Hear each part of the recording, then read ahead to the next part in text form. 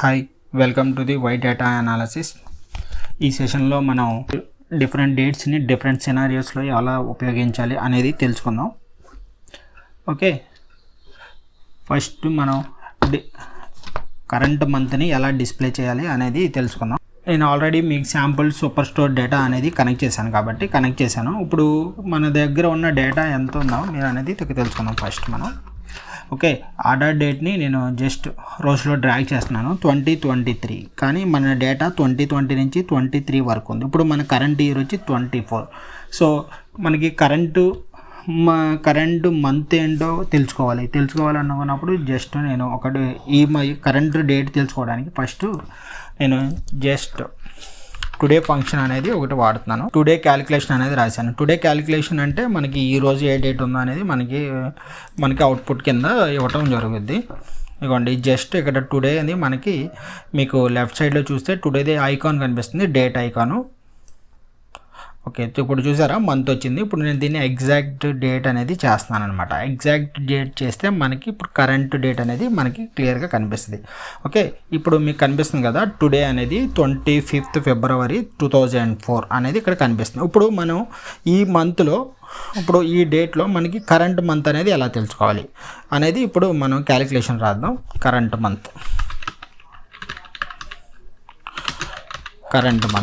Month previous సెషన్లో మనం ఏవేమి days ఉపయోగించాలనేది తెలుసుకుందాం. ఏవేమి డేట్ క్యాలిక్యులేషన్స్ అనేది ఎలా ఉపయోగపడతాయి అనేది తెలుసుకున్నాం.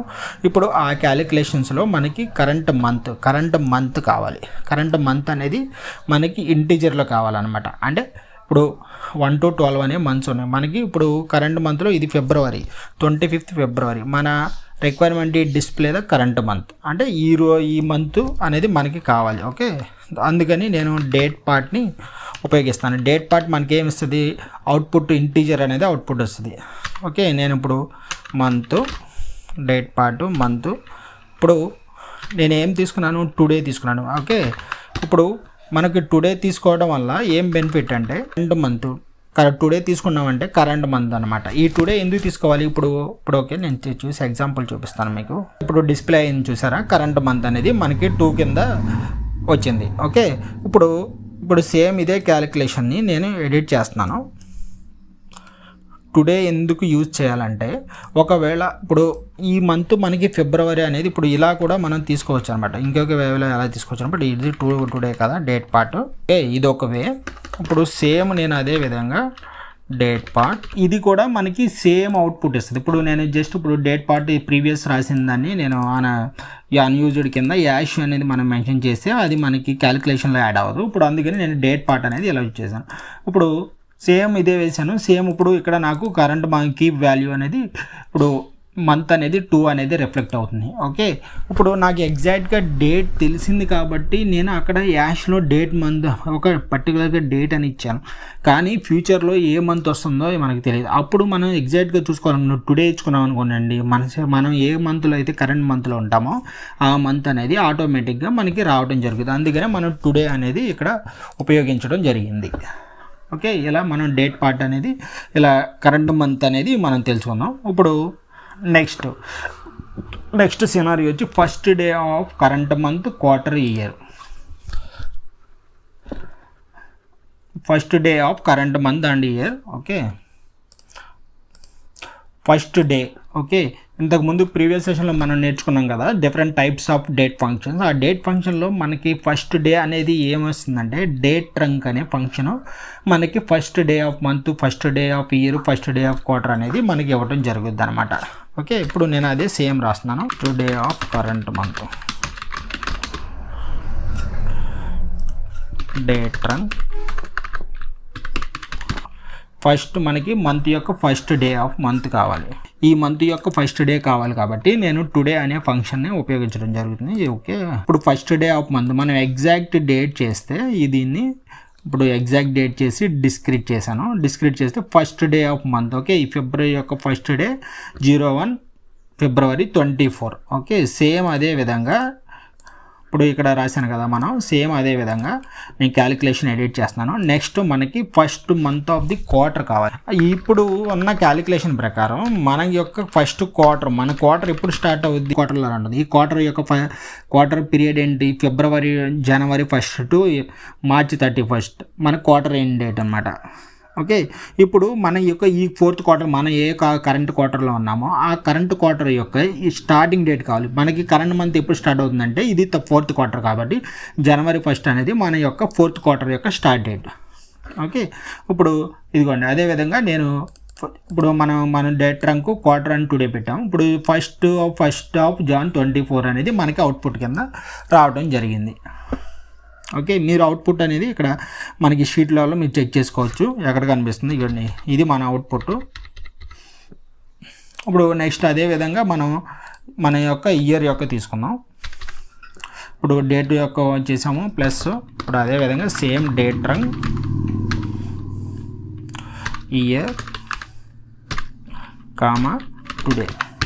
ఈ అంటే ఇప్పుడు 2024 యొక్క స్టార్టింగ్ డే అనమాట ఇప్పుడు మనం తీసుకునేది అనమాట. ఇప్పుడు మనం ఇయర్ ఇచ్చాం కాబట్టి 2024 యొక్క స్టార్ట్ డేట్. 2024 ఇప్పుడు స్టార్ట్ అవుద్ది మనకి 2004. ఇప్పుడు అదే విధంగా ఇప్పుడు మనకి 2023 కావాలనుకోండి, 2023 యొక్క మీకు స్టార్ట్ డేట్ కావాలనుకుంటున్నాను. Date add year comma 1 date రంగ్. ఇప్పుడు కనుక ఇప్పుడు మనం వేసామనుకోండి, ఇప్పుడు డే ఏమొస్తుంది, ఇప్పుడు 2025 వచ్చింది. నేను ఇప్పుడు ఫ్యూచర్ పెట్టాను, అదే విధంగా ఇప్పుడు నేను -1 పెడుతున్నాను. ఓకే, -1 పెట్టినప్పుడు ఇదిగోండి ఇక్కడ ఇప్పుడు మనకి 2023 యొక్క జనవరి 1 డేట్ అనేది మనకు వస్తుంది అనమాట. ఇలా మన ప్రీవియస్ మంత్ ఇయర్ది కావాలని తెలుసుకోవచ్చు. అదేవిధంగా ఫ్యూచర్ డేట్లది కూడా మనం డేట్ యాడ్ డేట్ రంగ్ ఫంక్షన్ అనేది ఉపయోగించి మనం అనేది తెలుసుకోవచ్చు. సేమ్ ఇదే ఫంక్షన్ని మనం సేమ్ మంత్కి క్వార్టర్కి, ఓకే, మంత్కి క్వార్టర్కి ఇయర్స్కి సేమ్ ఫార్ములా అనేది మనం అప్లై చేసుకోవచ్చు అనమాట. ఇలా మనం డిస్ప్లే కరెంట్ మంత్ అనేది మనం డేట్ పార్ట్ ఉపయోగించేసుకోవచ్చు. అదేవిధంగా first day of the current month అనేది ఇలా కూడా మనం చేసుకోవచ్చు అనమాట. ఓకే, ఇప్పుడు నెక్స్ట్ సినారియో చూద్దాం. ఈ సినారియోలో మనం display the first 6 months in every year. Okay, ఇప్పుడు మనకి 2020, 22, 23, 24, 24 ఇలా 4 years ఉన్నాయి. 20, 21, 22, 23 ఈ 4 yearsలో నాకు ఫస్ట్ 6 months మాత్రమే కావాలి. ఓకే, ఫస్ట్ 6 మాత్రమే కావాలి. ఆ 6 months అనేవి మనం ఎలా క్యాలిక్యులేట్ చేయొచ్చు అంటే మనకి మల్టిపుల్ క్యాలిక్యులేషన్స్లో మనం ఉపయోగించవచ్చు. మీ యొక్క రిక్వైర్ని బట్టి, మీ యొక్క అవైలబిలిటీ బట్టి మీరు ఏ ఫంక్షన్ అయినా ఉపయోగించి చేయొచ్చు అనమాట. ఇప్పుడు మనం సేమ్ ఇదే దాన్ని డిఫరెంట్ వేస్లో డిఫరెంట్ ఫంక్షన్స్ ఉపయోగించి ఎలా చేయాలనేది తెలుసుకుందాం. ఓకే, ఫస్ట్ మనం display the first 6 months. Okay, first 6 months అనేవి మనం డేట్ పార్ట్ ఉపయోగించి మనం చేయొచ్చు అనమాట. ఓకే, ఫస్ట్ మనం డేట్ పార్ట్ ఉపయోగించి ఎలా చేయాలనేది తెలుసుకుందాం. డేట్ పార్ట్ మనకు మంత్స్ కావాలి కాబట్టి మంత్స్, మనం అక్కడ తీసుకున్న డేట్ ఫీల్డ్ అనేది ఆర్డర్ డేట్. ఓకే, అందుకని ఆర్డర్ డేట్ ఇప్పుడు ఎన్ని మంత్స్ కావాలి మనకి 6 months కావాలి. 6 months కావాలి కాబట్టి నేను << 6 అని పెట్టాను అనమాట. ఇప్పుడు నేను అది డిస్ప్లే చేస్తాను. Display the first 6 months. ఫిల్టర్లు వేస్తున్నాను. ఫిల్టర్లు వేసి మనకి ఇప్పుడు ఓన్లీ మనకి 6 months కావాలి కాబట్టి జస్ట్ ట్రూ అనేది తీసుకోండి. Okay, display department date part month order date << 6 months. ఇప్పుడు చూడండి మనకి అవుట్పుట్ అనేది ఎవ్రీ ఇయర్లో 6 months అనేవి మనకి డేటా అనేది కనిపిస్తుంది. ఇప్పుడు మీకు సేమ్ అదే విధంగా ఒక 5 months కావాలనుకోండి, సేమ్ మనం << 5 పెట్టుకోవచ్చు అనమాట. ఓకే, ఇలా మనం ఈ విధంగా నేర్చుకోవచ్చు. ఇప్పుడు ఇది ఒక మెథడ్ అనమాట. ఇప్పుడు నెక్స్ట్ ఇంకొక వేలో చూద్దాం. ఇది ఒక టైప్. ఇప్పుడు నెక్స్ట్ మనం డేట్ నేమ్ ఉపయోగించి చేద్దాం అనమాట. ఇప్పుడు డేట్ నేమ్ అంటే ఇప్పుడు మనం ఏ మంత్ చూసుకున్నాం, ఇప్పుడు డేట్ నేమ్లో మనకి మంత్ కావాలి కాబట్టి మంత్. ఓకే, మనం ఆ డేట్ ఫీల్డ్ అనేది ఆర్డర్ డేట్ తీసుకున్నాం కాబట్టి ఆర్డర్ డేట్ మంత్. మనకి స్ట్రింగ్లో మనం రాయాల్సినవన్నీ మనకి సింగిల్ కోట్లో రాస్తేనే అది స్ట్రింగ్ కింద మనకి కన్వర్ట్ అవుతుంది. ఓకే, ఓన్లీ న్యూమరిక్ వాల్యూస్ అయితేనే వితౌట్ కాలమ్స్లో మనం తీసుకోకూడదు. స్ట్రింగ్ అనే ఫంక్షన్ అయితే మాత్రం 100% మనం కాలమ్స్లోనే రాయాలన్నమాట, సింగిల్ కోట్లోనే రాయాలి. Order date. ఓకే, ఇప్పుడు ఎందులో కావాలి నాకు ఇప్పుడు నాకేమేమి కావాలంటే, ఇప్పుడు నాకు జనవరి JANUARY ఇలా నాకు ఈ 3 months అనేవి కావాలన్నమాట. ఇలా నాకు ఈ 3 months కావాలి. ఈ 3 months కావాలన్నప్పుడు నేనేం చేశాను, జస్ట్ నాకు డేట్ నేమ్ తీసుకుని డేట్ నేమ్లో నాకు ఏం కావాలి, మంత్స్ కావాలి. ఆర్డర్ డేట్ ఏమేమి మంత్స్ కావాలి అనేది నాకు ఒక ఐడియా ఉంది. ఓకే, జనవరి, ఫిబ్రవరి, మార్చి. ఓకే, జస్ట్ అప్లై చేశాను. ఇప్పుడు చూడండి మన అవుట్పుట్ జనవరి, ఫిబ్రవరి, మార్చి అనేది ఇలా రిఫ్లెక్ట్ అవుతుంది. అదేవిధంగా మీకు కావాల్సిన మంత్ ఇప్పుడు కామా పెట్టుకుని మీకు జనవరి, ఏప్రిల్ కావాలనుకోండి, జస్ట్ ఏప్రిల్ ఇంక్లూడ్ చేసి అప్లై. ఇప్పుడు మనకి మీరు చూడండి అవుట్పుట్లో ఏప్రిల్ అనేది మనకి యాడ్ అయిపోయింది. ఓకే, ఇలా మనం అనేది ఇది ఒక వేలో మనం క్యాలిక్యులేట్ అయితే చేయొచ్చు. ఇప్పుడు వేరే ఫంక్షన్ ఉపయోగించి ఎలా చేయాలనేది చూసుకుందాం. ఇప్పుడు నెక్స్ట్ వచ్చి డైరెక్ట్గా ఇప్పుడు order date greater then equal to ash. Okay, ఇప్పుడు మనం 6 months అనుకున్నాం కాబట్టి ఇప్పుడు మనం లాస్ట్ 3 months డేటా ఎలా 3 months కావాలనుకున్నాం. ఇప్పుడు మనకి జనవరి, ఫిబ్రవరి, మార్చ్.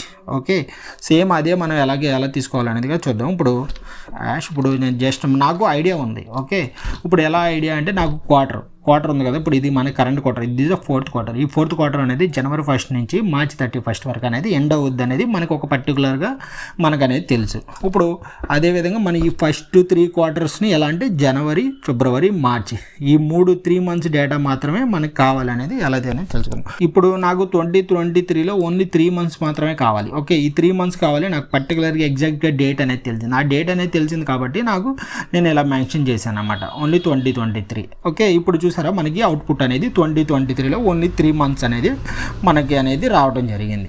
ఓకే, ఇలా ఇది ఒక వేలో చేసుకోవచ్చు. ఇప్పుడు నెక్స్ట్ ఇంకొక వేలో ఎలా చేయాలనేది మనం చూద్దాం. ఇప్పుడు ఈ ఫార్ములాలో మనకి ఎలా డేట్ రంక్ ఉపయోగించాం అనమాట. డేట్ రంక్లో ఇప్పుడు ఆర్డర్ డేట్ రంక్ ఇయర్ అనేది డేట్ రంక్ అనేది ఎవ్రీ ఇయర్ స్టార్ట్ డేట్ అనేది ఇవ్వటం జరుగుతుంది. ఓకే, ఇప్పుడు అదే విధంగా డేట్ రంక్లో ఇప్పుడు ఇక్కడ మనం అనేది ఇయర్ ఇచ్చాం. ఇప్పుడు నాకు లెస్ దెన్ 6 months కావాలి, ఇక్కడ డేట్ యాడ్లో నేను లెస్ దెన్ 6 months కావాలనేది మనకి అవుట్పుట్ కింద అని ఇచ్చాను అనమాట. ఓకే, డేట్ రంక్ ఏం చేస్తుంది మనకి, డేట్ రంక్ అనేది ఇప్పుడు డేట్ రంక్లో ఇయర్ వాడాను. ఇయర్ అంటే ఎంటైర్ ఇయర్లో ఫస్ట్ డే అనేది ఎంటైర్ ఇయర్ కింద ఇస్తుంది అనమాట. ఆ ఇయర్లో నాకు ఓన్లీ లెస్ దెన్ 6 months ఉన్నది మాత్రమే కావాలి అనేది నాకు అవుట్పుట్ కావాలనేది నేను అందుకనే లెస్ దెన్ 6 months అనేది ఇచ్చాను అనమాట. ఓకే, ఇప్పుడు అవుట్పుట్ అనేది ఎలా వస్తుందో చూద్దాం. ఓకే, ఇప్పుడు చూడండి మన అవుట్పుట్ సేమ్ అదే విధంగా ఇప్పుడు ప్రీవియస్ క్యాలిక్యులేషన్స్ ఉపయోగిస్తే ఎలా 2023లో 23లో 6 months అవును. ఇప్పుడు మీకు 6 months వద్దు 7 months కావాలనుకోండి, జస్ట్ మంత్ చేంజ్ చేసుకుని అప్లై చేసుకుంటే సరిపోద్ది అనమాట. ఇలా మీరు మంత్స్ అనేది తీసుకోవచ్చు అనమాట. ఫస్ట్ 6 months, ఫస్ట్ 7 months అనేది ఇలా మనం డిఫరెంట్ క్యాలిక్యులేషన్స్. ఇప్పుడు 6 months రావడానికి మనం ఏమేమి క్యాలిక్యులేషన్ వాడాం, డేట్ పార్ట్ వాడాం, డేట్ నేమ్ వాడాం. ఓకే, యాష్లో నెంబర్స్ వాడి తీసుకున్నాం, డేట్ యూజ్ చేసాం. అదేవిధంగా date trunc, date add function ఇలా డిఫరెంట్ క్యాలిక్యులేషన్ ఉపయోగించి సేమ్ రిజల్ట్ అనేది తీసుకురావడం జరిగింది. ఓకే, మీకున్న రిక్వైర్మెంట్ బట్టి మీరు ఏ విధంగా చేసినా అది కరెక్ట్ అవుతుంది. కాబట్టి మన యొక్క వేలో మనం ఏ ఫంక్షన్ ఉపయోగించి చేసినా రాంగ్ లేదు, మనకి నచ్చిన విధంగా చేసుకోవచ్చు అనమాట అలా. ఓకే, ఈ విధంగా మనం డిస్ప్లే ఫస్ట్ 6 months అని ఎవ్రీ ఇయర్ అనేది మనం క్యాలిక్యులేట్ చేయొచ్చు. ఇప్పుడు నెక్స్ట్ ఫంక్షన్ వచ్చి how to calculate the expected date and delivery date. Okay, first మన ఎక్స్పెక్టెడ్ డేట్. ఇప్పుడు ఆర్డర్ డేట్, షిప్ డేట్ అనేవి మన యొక్క శాంపుల్ స్టోర్లో ఉన్న డేట్ అనమాట. Okay, order date, ship date మనకి యాక్చువల్గా ఇప్పుడు కరెంట్ సిచ్యువేషన్లో ప్రతిదీ అనేది ఆన్లైన్ ట్రాన్సాక్షన్స్ అనేది జరుగుతుంది. అదేవిధంగా ఫ్లిప్కార్ట్, అమెజాన్, మింత్రా ఇలా డిఫరెంట్ ఆన్లైన్ స్టోర్స్ అనేది మనం ఉపయోగించడం జరుగుతుంది. ఆన్లైన్ స్టోర్లో మీరు ఏదన్నా ఆర్డర్ చేసినప్పుడు మీకు ముందుగానే ఎక్స్పెక్టెడ్ డేట్ అంటే మీకు డెలివరీ డేట్ అనేది మీకు ఇన్ని డేస్, ఇప్పుడు ఈరోజు బుక్ చేసామనుకోండి +5 days +4 days మీకు ఎక్స్పెక్టెడ్ అరైవల్ డేట్ అనేది మీకు అనేది ఇవ్వటం జరుగుద్ది. ఓకే, సేమ్ అదే విధంగా ఇప్పుడు మనం సేమ్ అదే ఎక్స్పెక్టెడ్ డేట్ అనేది క్యాలిక్యులేట్ చేద్దాం. ఓకే, ఎక్స్పెక్టెడ్ డేట్ అంటే జస్ట్ ఏం లేదు. ఇప్పుడు మీకు ఇప్పుడు ఆర్డర్ డేట్ ఉంది కదా, ఈరోజు మీరు ఆర్డర్ చేశారనుకోండి, ఆర్డర్ డేట్ ఉంది. ఇప్పుడు మనకి ఉన్న క్యాలిక్యులేషన్ ఆర్డర్ డేట్. ఇప్పుడు మా నార్మల్గా ఏమవుద్ది, మీరు ఫ్లిప్కార్ట్లో కనుక ఆర్డర్ చేస్తే ఈరోజు ఆర్డర్ చేశారు. ఆర్డర్ చేసిన తర్వాత మీకు +5 డేస్కో +4 డేస్కో మీకు డెలివరీ ఉంటుంది. ఇప్పుడు నేను సపోజ్ మనకి రావడానికి నేను జస్ట్ +5 డేస్ అనేది ఇవ్వటం జరుగుతుంది అనమాట. +5 అనేది నేను ఇచ్చాను అన్నమాట. ఓకే, జస్ట్ 5 డేస్ అనేది ఇంక్లూడ్ చేస్తున్నాను. ఓకే, అది నాకు ఎక్స్పెక్టెడ్ డేట్ కింద నేను తీసుకుంటున్నాను. Exact date, discrete. ఓకే, ఇప్పుడు ఇక్కడ చూడండి, మన ఆర్డర్ డేట్ అనేది 03/1/20. ఇప్పుడు ఎక్స్పెక్టెడ్ డేట్కి నేను +5 వేసాను కాబట్టి 8 వచ్చిందనమాట. ఇప్పుడు మనకి ఈ రెండింటికి ఎక్స్పెక్టెడ్ డేట్కి షిప్ డేట్కి డిఫరెన్స్ ఎలా? ఓకే, ఇప్పుడు డిఫరెన్స్ ఎలా తెలుసుకోవాలంటే జస్ట్ మనం డేట్ డిఫరెన్స్ అనేది ఉపయోగించాలన్నమాట. ఇక్కడ date difference. Okay, date diff comma expected comma ship date. Apply. Okay,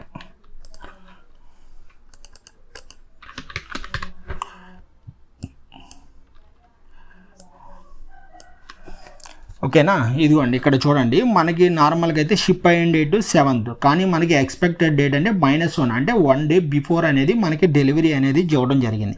అదేవిధంగా మనకి షిప్ డేట్ అనేది ఇక్కడేమో 8 ఉంది. ఇక్కడ మనం ఏమో ఆర్డర్ చేసింది 4th, మనం ఎక్స్పెక్టెడ్ డేట్ ఇచ్చింది ఏమో 9th, కానీ అది 1 డే బిఫోర్ వచ్చిందనమాట. అంటే ఎర్లీగానే మనకి డెలివరీ అనేది అయిపోయింది. ఇక్కడ +2 +4 -4 అనేది ఇలా మైనస్ ప్లస్లు ఉన్నాయన్నీ కూడా మనకి ఎర్లీ డిలే. ఓకే, ఇప్పుడు మనం అది ఎర్లీగా డెలివరీ అయ్యిందా డిలేగా డెలివరీ అయ్యిందా అనేది ఎలా రాయాలనేది చూద్దాం. ఏముండే. ఓకే, ఇప్పుడు ఇది ఎలా రాస్తామంటే if ship date equal to expected date. Okay, ఇప్పుడు ఈ లాజిక్ ఏంటంటే, ఇప్పుడు షిప్ డేటు మనం ఇచ్చిన ఎక్స్పెక్టెడ్ డేటు, ఇప్పుడు ఆర్డర్ డేట్ చేసిన తర్వాత మనం +5 ఇచ్చాం. +5 అంటే మనం ఎక్స్పెక్టెడ్ డేట్ ఇచ్చాం. అదే days expected date plus ship date ఈక్వల్గా ఉంటే, అంటే మనం ఇచ్చిన ఎక్స్పెక్ట్ డేట్కి రీచ్ అయ్యింది అంటే అప్పుడు అది సేమ్ డేలోనే మనకి డెలివరీ అనేది అయ్యడం జరిగింది. ఓకే, దాన్ని మనం సేమ్ డే అంటాం అనమాట. ఓకే, ఇప్పుడు వచ్చి మనం ఎక్స్పెక్టెడ్ డేట్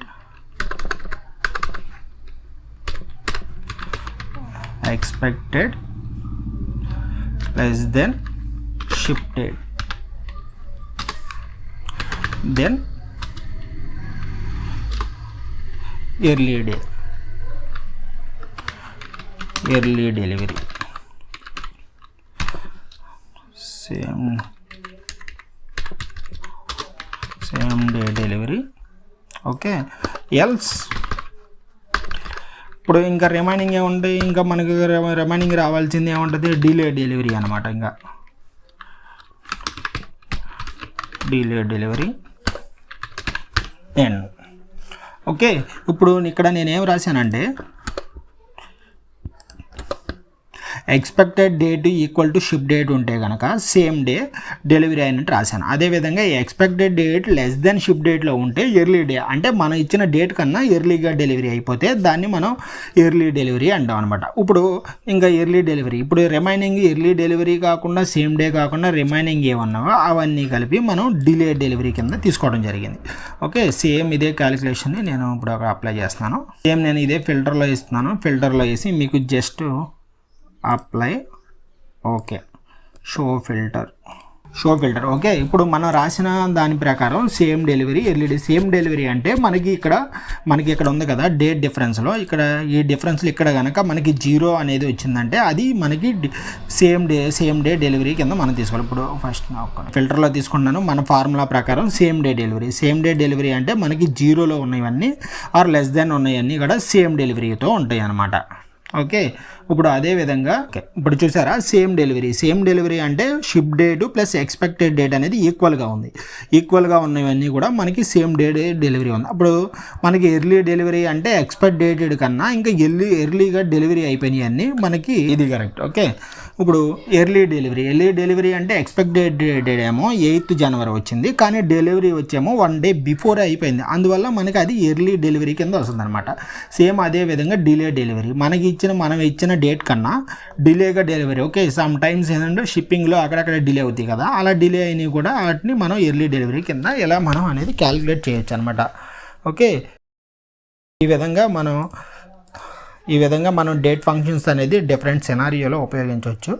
ఓకే, ఈ సెషన్లో ఇవి మనం నేర్చుకున్నాం. ఏమేమి నేర్చుకుంటే కరెంట్ మంత్ ఎలా చేయాలి, first day of current month, last day of current month, అదేవిధంగా ఫస్ట్ 6 monthsని ఎలా డిఫరెంట్ ఫంక్షన్ ఉపయోగించి.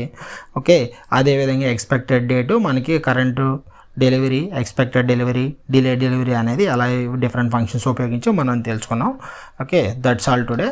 Okay, thanks for watching. Please share and subscribe my channel.